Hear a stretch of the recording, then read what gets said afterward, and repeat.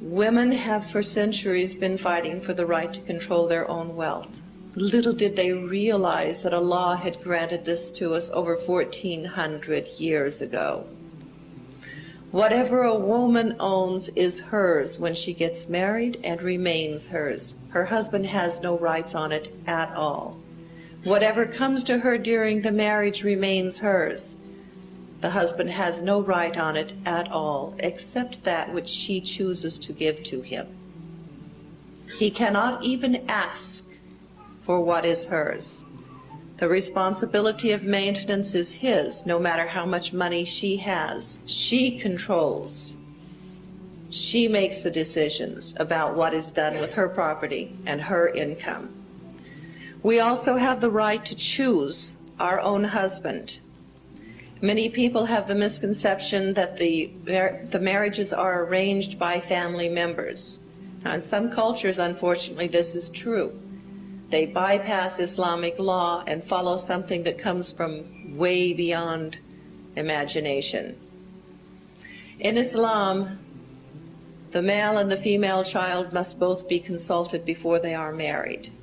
The involvement on the part of the parent is supposed to be in making sure that this female or male child, that these are the two people who belong together, that they are going to bring each other happiness, that they are going to make a solid family which will be an asset to the society. We're deciding the future of the universe.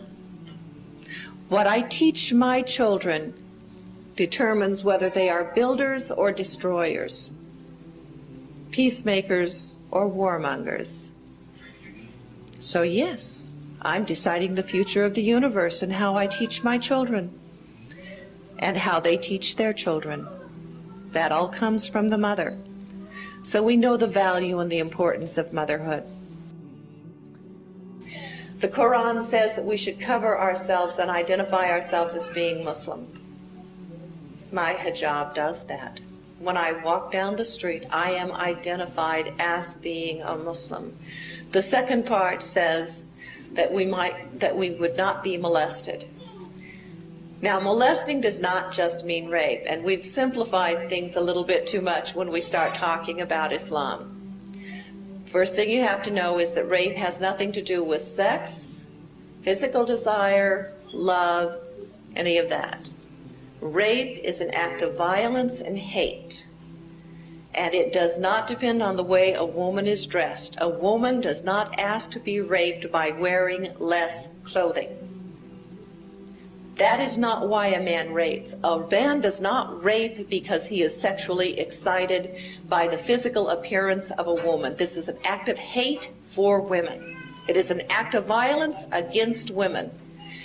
And they even rape 70 and 80-year-old women with no figure.